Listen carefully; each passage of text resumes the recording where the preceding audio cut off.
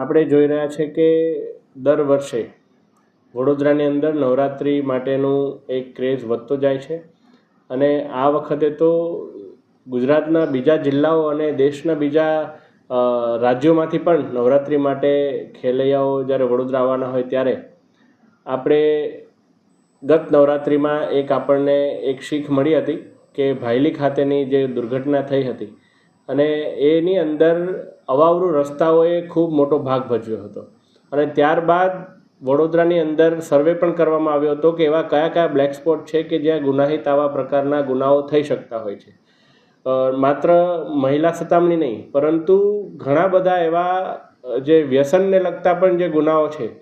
એ પણ આવા બધા બ્લેક સ્પોટની અંદર થતા હોય છે. જ્યારે નવરાત્રિ આવી રહી છે ત્યારે મેં માત્ર મ્યુનિસિપલ કમિશનરને નહીં પરંતુ મ્યુનિસિપલ કમિશનરશ્રી અને પોલીસ કમિશનરશ્રીને બંનેને આ પત્ર લખ્યો છે કે એમની પાસે જે ઇનપુટ આવેલા હોય બ્લેક સ્પોટને લઈને, એવી અવાવરૂ જગ્યાઓને લઈને, તો એના માટેની એક પ્રકાશનની વ્યવસ્થા એમના દ્વારા કરવામાં આવે અથવા કોઈ પ્રાઇવેટ માલિકીનું હોય અને એમને પણ કહેવા જેવું લાગતું હોય તો એમને પણ કહી અને કોઈ પણ જગ્યાએ એવો અંધકાર ના રહે કે જ્યાં આવા પ્રકારના કોઈ ઘટનાઓ ફરી વડોદરાને જોવી પડે, એ બાબતે મેં એક વિનંતી કરી છે.